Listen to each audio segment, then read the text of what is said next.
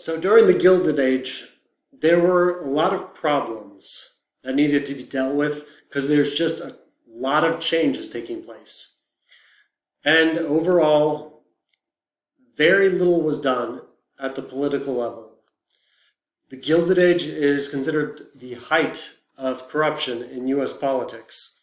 And it was all throughout politics, local level, state level, federal level, just all sorts of corruption. And at the presidential level specifically, nothing got done.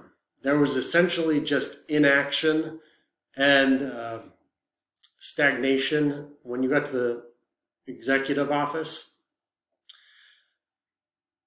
All of the between Abraham Lincoln and Teddy Roosevelt, there are no great presidents, and they're all most of them were good, generally good men, but they were just very, very weak, and they didn't get anything done.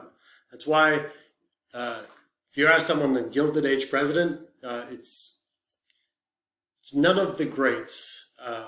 Rutherford B. Hayes, James A. Garfield, Chester A. Arthur, Grover Cleveland, Benjamin Harrison, Grover Cleveland again, William McKinley. You don't find any greats in them. And what illustrates how unimpressive the president leadership was at the presidential level, the greatest president of the Gilded Age is Grover Cleveland. And he's always called the greatest president of the Gilded Age, which, you know, it's not a huge compliment. It'd be like being the funniest Nazi. Just out there, very funny.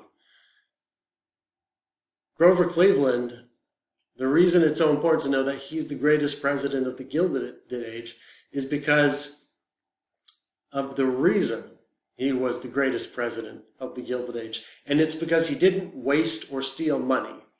He was a notoriously honest person. And so that is what makes him the greatest president. Not because he did something great, not because he solved any of the problems, but because he didn't waste money or steal money. And he actually was a Northern Democrat. So, you know, the Democratic Party made no sense. To this day, it makes no sense. Back then, it really didn't make sense. It was like solid South, people that had supported slavery. And then in northern cities, there were Democrats. Grover Cleveland has several distinctions. He has three distinctions that you should know. First and foremost, he is the only Democrat elected during the Gilded Age. There was only Republicans elected during this period. And between James Buchanan, the president before Lincoln, and Franklin D. Roosevelt, there's only two Democrats, Grover Cleveland and Woodrow Wilson, which we'll get to later. The Republican Party was divided. Grover Cleveland he was a Democrat, but he was incredibly conservative. His views aligned with the Republican views because he was just incredibly laissez-faire or libertarian. He started as a mayor in Buffalo, New York, and he vetoed everything that came before him because he said, no, you know, government waste, government waste, government waste. And so he was called the veto mayor of Buffalo. He got so much attention for this that he was then elected governor. Because again, Democrats supported him, but also a lot of Republicans liked him because he was honest. And as governor, he vetoed everything that came before him. So he was called the veto governor of New York. And then he got so much national attention for that is why he will be elected president. He was elected president once in 1884, and then he loses in 1888, and then he wins again in 1892. So one distinction, the only Democrat elected during the Gilded Age. Second distinction, he is the only president to have two terms non-consecutively. Benjamin Harrison was president between his two terms. Never had a president that was president, unelected, and then president again, except Grover Cleveland. So that is his second distinction. Third distinction, is he is the only president to ever be married in the White House. And the story is so good. Can't pass it up. He came in as a bachelor, and he will marry a woman named Frances Folsom. Now, the very first time that Grover Cleveland met Frances Folsom, she was 1 day old. She had just been born, and he was 27 years old. He was business partners with her father, a guy named Oscar Folsom. Oscar Folsom died when she was 11, and so back then, women had to have a male take care of their money because it was the past, and the past's terrible. And so when her father died, Grover Cleveland became her, it's called a ward of her estate. He controls all of her money. So he was, when she needed money for school, then he would do that. So he essentially was like her father figure. And then when she turned 21 and graduated from college, he proposed to her and she said yes. So 27-year age difference, it's pretty big. Yeah, the whole story is just weird too. It's kind of gross. But she also has the distinction of being the youngest first lady. So those are his three big distinctions: only Democrat in Gilded Age, 2 non-consecutive terms, and only president to be married in the White House. But the thing that you really need to take away is that he is the best president of the Gilded Age, which tells you how bad the Gilded Age was, how little leadership there was. One reason that there was no leadership from the White House, well, there's two big reasons, or a few big reasons, that there was no leadership from the executive office, from the president. First and foremost, it was essentially one-party control. Republicans controlled completely, besides Grover Cleveland, and he was his views aligned with theirs, but they held the presidency almost continuously, and so they didn't really have to do anything. They were going to win anyway, because it was essentially one-party rule in terms of the executive office. And it doesn't matter if it's Republicans or Democrats. Whenever there's one-party rule, and this happens in the state governments, it happens in unions, whenever there's one group that has absolute power and they don't have to worry about it, they don't have to do anything. And Republicans had absolute power because first, they would always, it's called waving the bloody flag. They would always remind people, hey, remember the Civil War and how terrible that was? That was the Democrats. So that's why that was a huge reason they won, is because Northern Republicans were still pissed at Southern Democrats. That's also why all the presidents elected during this period were Civil War veterans. They had all been generals, besides the election of 1884, when Grover Cleveland won the first time.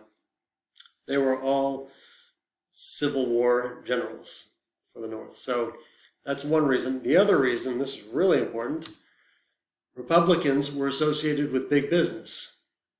And this is something that is true from then until now. And this is not a condemnation of Republicans by any means.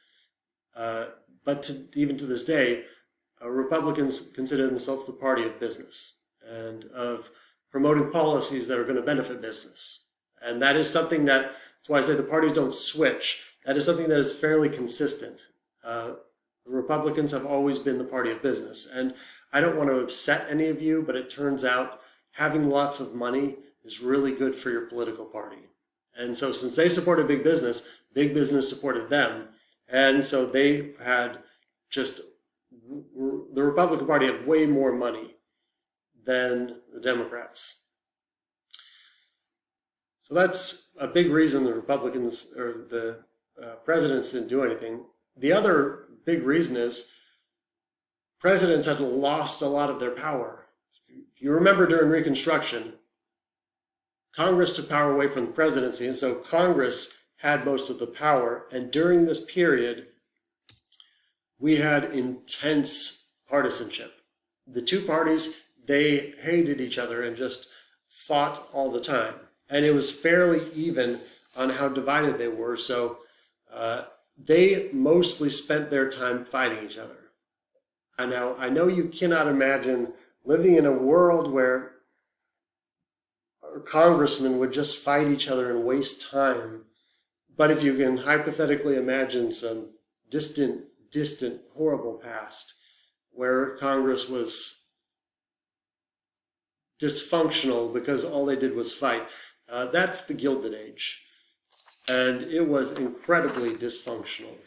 Very, very little got done during this period. So little that, in fact, we will talk about the most important things that happened, and it won't take very long.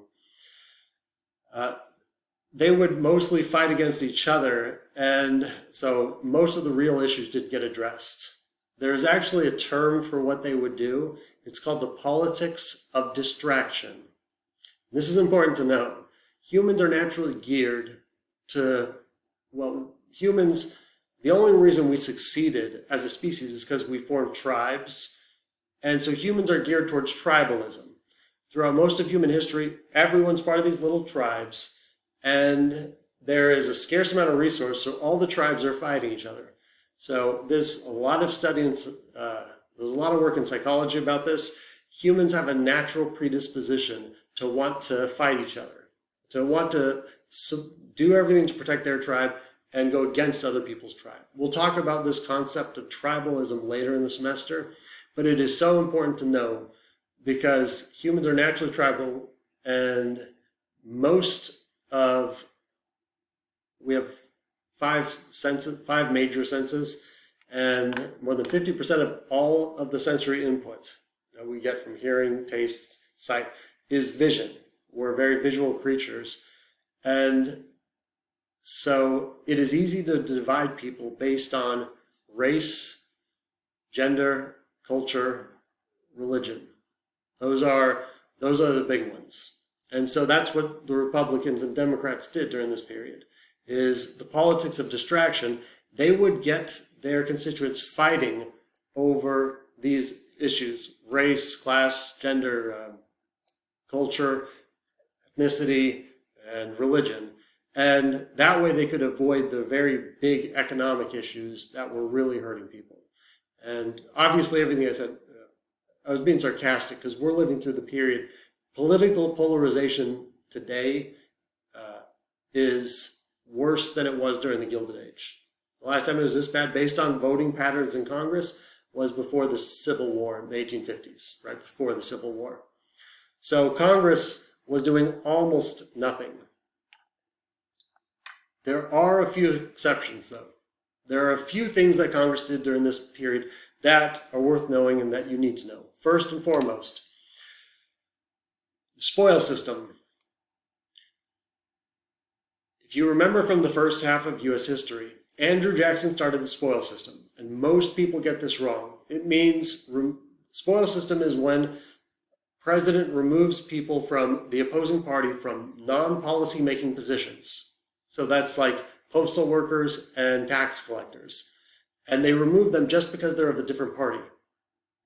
And so rather than jobs like that being based on skill, merit, talent, which it should be, it's based on politics. And if you could just imagine every 4 years, all tax collectors being fired and replaced because they're of a different party, what makes someone good at a job is doing it for a long time. And so obviously what happened under the spoil system, started by Jackson, is politics became insanely corrupt, and the U.S. administrative system, tax collectors, postal workers, their skills and abilities just decline dramatically.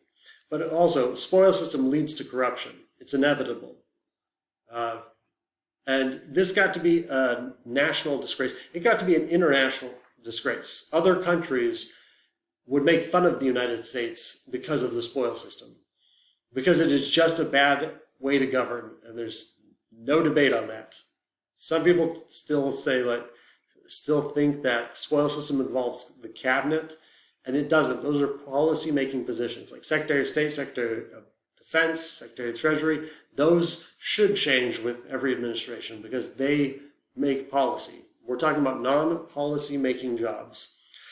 The reason this came to a head in the Gilded Age is because it led directly to the assassination of a president.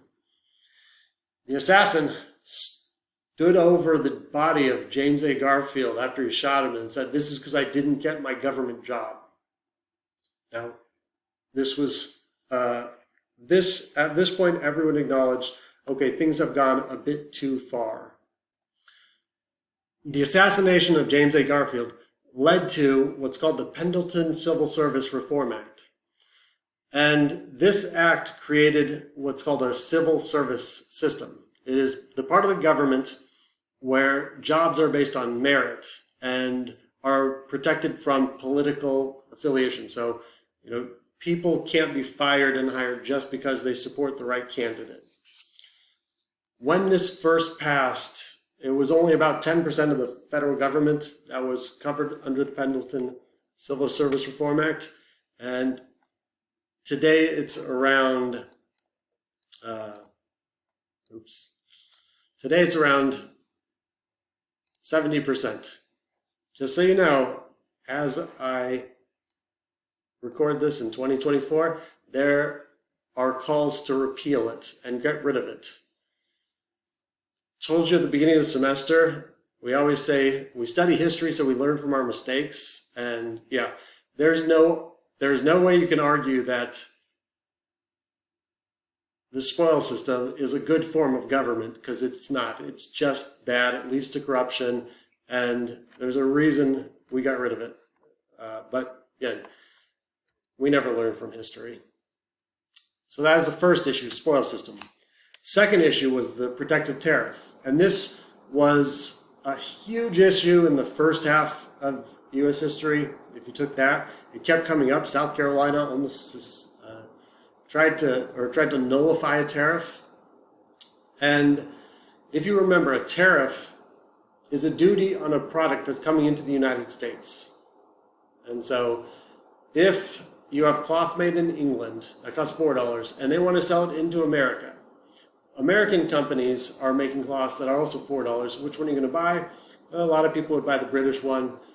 So what a tariff is you put a 25% tariff on the cloth, and now it costs $5 in the United States. So which one are you going to buy? Probably the American-made cloth, because it's cheaper. So what the tariff does is it helps businesses. It makes it so Americans are more likely to buy American. Now, just so we're very clear, this is absolutely against laissez-faire. I've heard libertarians that say they're for the tariff, and those two things do not go together. This is an active government actively working to help U.S. businesses. Also, this is the reason protective tariff comes up over and over and over again, is because two reasons. One, this is good for business, but who is it bad for? Consumers. The people that are buying the goods, they now have to pay more for that product. Also, this is the #1 source of revenue for the U.S. government until 1916, when the progressive income tax is passed. So the reason tariffs come up so much, and the reason people debated it so intensely, is the same reason that I'm sure all of you heard people talk about taxes. And when it comes to talking about taxes, people lose their minds. People go nuts. And that's the same reason they're going nuts for the tariff. Tariff and taxes are not exactly the same thing, but people hated tariffs the way they hate taxes now. So that was a huge, huge issue. And in this case, Democrats said they were laissez-faire, and they were against the tariff. Democrats will be overwhelmingly against it. Republicans, because they're the party of big business, they will support the tariff. So it is completely inconsistent with laissez-faire.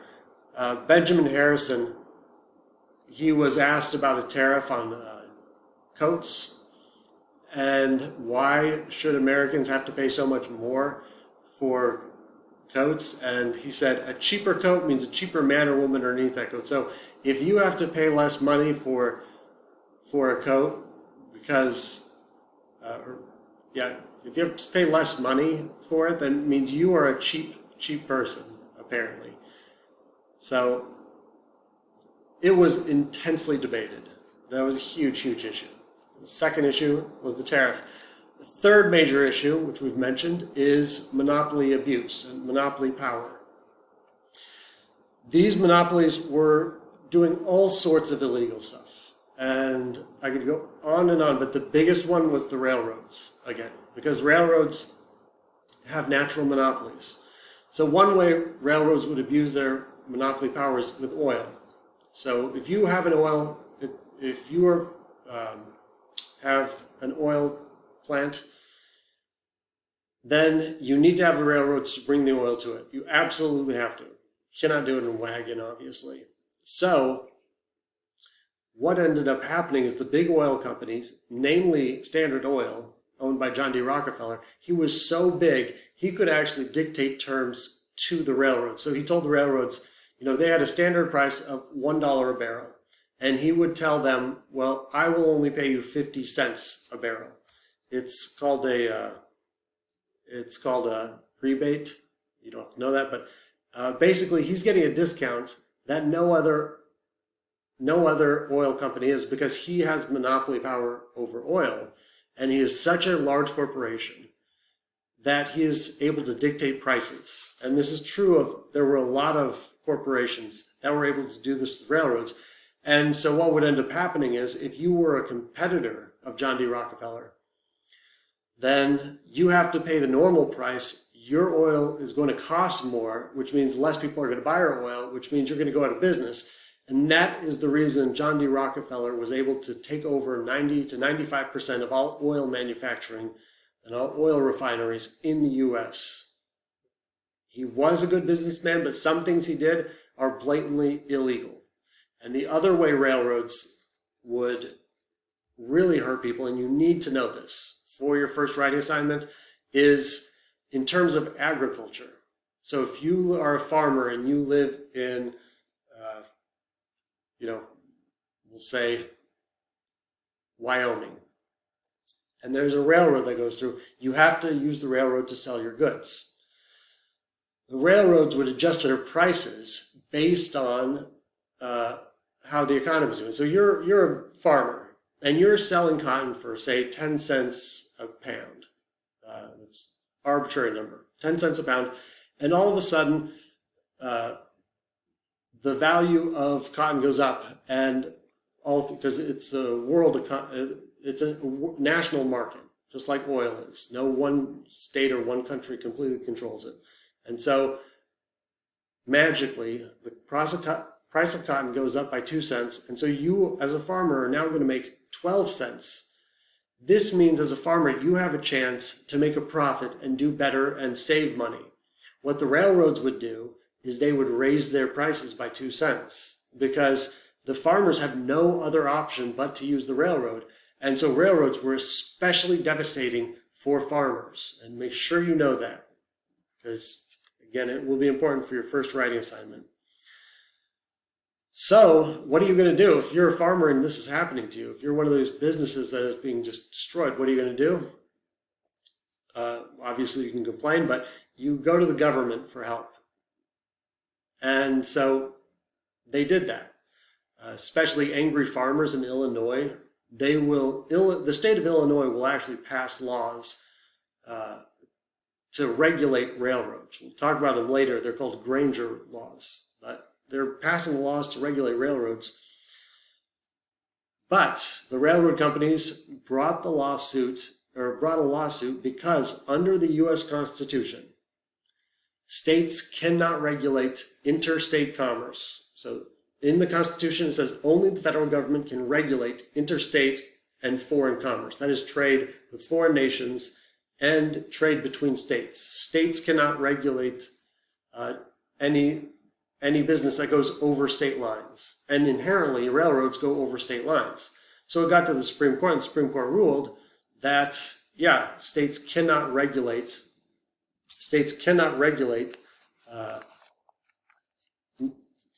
railroads. So obviously, there's only one option, and that's the federal government. And this is really essential to know and understand. Absolutely must know this. There was enough outcry about railroad practices and railroad abuses that it led to passage of the Interstate Commerce Act. And this is super important to know. The Interstate Commerce Act is a federal government agency that has the sole responsibility of regulating railroads. Interstate Commerce Act, it created the Interstate Commerce Commission, the ICC, which is still around. And originally it had one job, and that is to regulate railroads. It had 5 members on the committee, and their job was to regulate railroad and railroad practices. The reason this is so important is because this is the very first federal regulatory agency in U.S. history. What that means is it's a branch of the U.S. federal government that now has to have, you have the 5 members of the committee, but they have to have staff. They have to have people that are out doing the research. They have to have secretaries.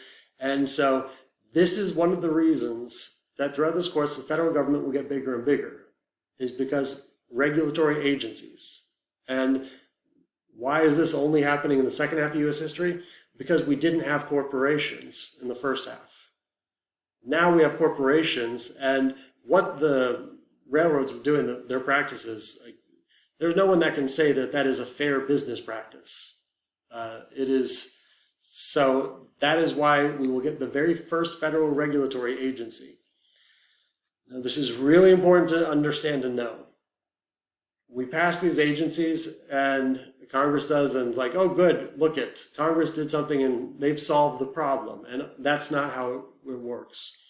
Regulatory agencies are only as good as the person that is in charge of them. So if the person in charge of them doesn't believe in regulating, then they just won't do it.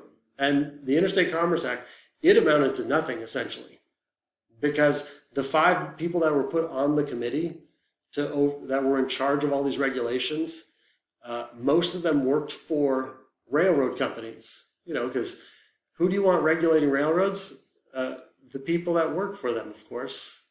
Makes perfect sense. They're the ones that know best. Like, they were literally being paid by the railroads while their job is to regulate the railroads. So, surprise, surprise, they just didn't do it. People would come with complaints about railroad practices, and members of the committee would just look at it and be like, oh no, there's nothing wrong here. Regulatory agencies are only as good as the people in charge of them. And ICC, it will essentially amount to nothing for quite a while. It's a problem that we have to this day. The FDA, Food and Drug Administration, super important that we have that. Without it, it was terrible. We'll get to that later in the Progressive Era lecture. But a lot of their funding comes from drug companies. So, yeah, this problem has not gone away. But there was an attempt to regulate railroads, and it just failed. Keep the Interstate Commerce Act in mind and Interstate Commerce Commission, because it will come up several times in the next few lectures, and you will have to know about it for your first writing assignment. Because there was an attempt to regulate one industry, the railroads, and it failed, Americans called for regulation of businesses themselves. So that was specifically to regulate one industry, the railroads. Now, Americans started calling for the regulation of these monopolies themselves. During this period, we had the beginning of what are called trusts. So monopoly is very broad, but generally means a company that owns an entire industry. Monopolies are bad. That's why we've never liked monopolies in U.S. history. They're just not good for the general public. So during this period, something new was invented, and it's called a trust. A trust is a company that holds the stock, or is trusted with the stock of a bunch of other companies. So instead of being one company that controls everything, it is one company that controls the stock, so essentially control all those companies, but they're still different companies. And the founder of this was John D. Rockefeller. Rockefeller created the very first trust, and so he and a board of 9 men with him in charge, they were in charge of all these 90% of all oil refineries in the United States, but they let the oil refineries keep their names in a lot of places. So his company was called Standard Oil of New Jersey, because he left Ohio for New Jersey. And so Standard Oil of New Jersey will become the controller of 90 to 95% of all oil manufacturing in the US. And it's very tricky because it's not like all of the companies are called Standard Oil of New Jersey. They all have different names. And so you have to follow a lot of paperwork and a lot of, it's very difficult to figure out who controls all this. That's why trusts, they were invented, and it took years to figure out what the hell they were. Trusts were not illegal because we had never seen them before. They were brand new. And so, of course, there was no laws against them. But when the public found out about this, the public went crazy. Public went absolutely nuts.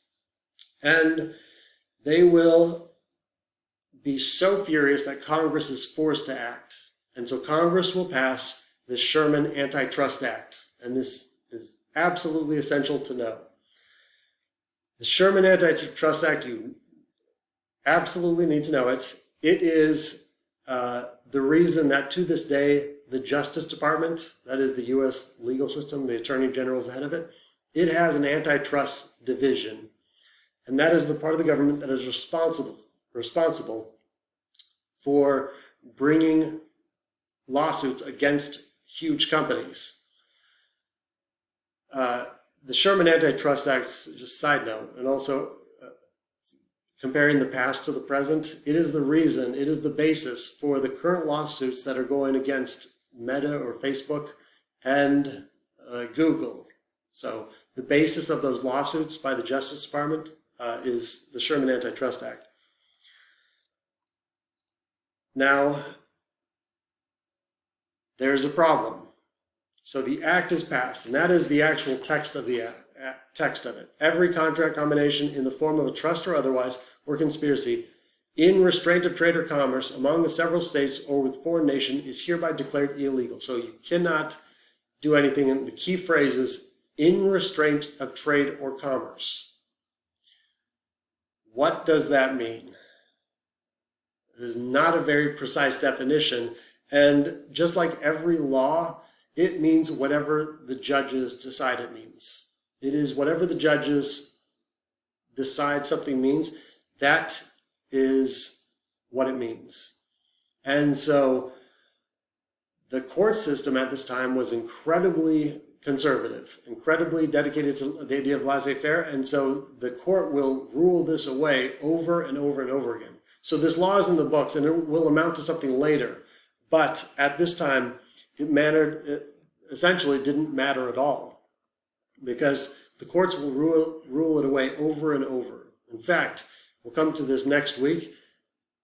The first 12 times, or of the first 13 times this act was successfully used in a federal court, it was against labor unions that were going on strike, not businesses. So it's passed to regulate monopolies, but it will be used by the courts against laborers that are on strike. Because if you think about it, when workers, when a union goes on strike, aren't they, quote, in restraint of trade or commerce?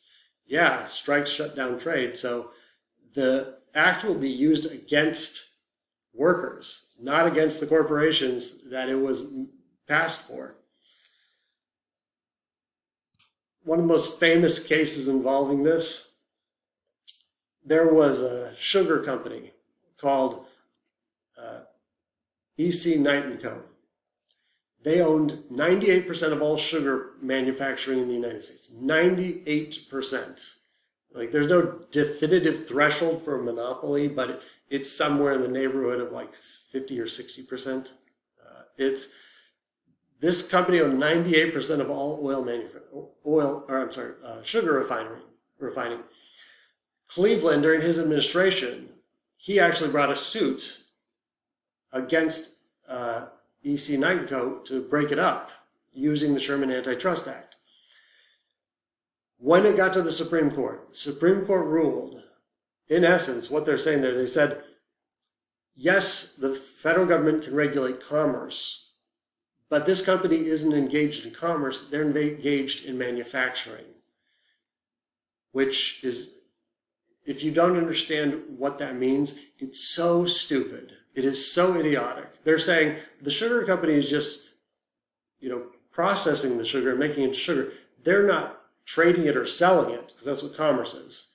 And of course they're trading and selling. They're acting like the manufacturing process and the selling process are two totally separate things, and they're not. It's all part of commerce. So that is how ridiculous this period was, and the judges in this period were, in terms of interpreting away the law to help businesses. So the Sherman Antitrust Act, it was very big and it's very important. You need to know it, but it won't amount to anything for a while. And then the last issue that's really big that we're not going to talk about this week, we'll talk about it next week, was the U.S. monetary system and what's called the gold standard. We will talk about that next week. So overall, during the Gilded Age, there are a lot of really important issues going on. And we talked about the big ones, but those were the major things. Most of what happened was just the parties fighting over trivial, ridiculous things. Again, the politics of distraction, trying to get their base all upset, like by those, Italians in the city and those Southerners who started the Civil War and racial ones. And so that is what the parties mostly focused on during this period. So very, very little got done. Both sides will espouse laissez-faire. That was what both parties said. They supported laissez-faire.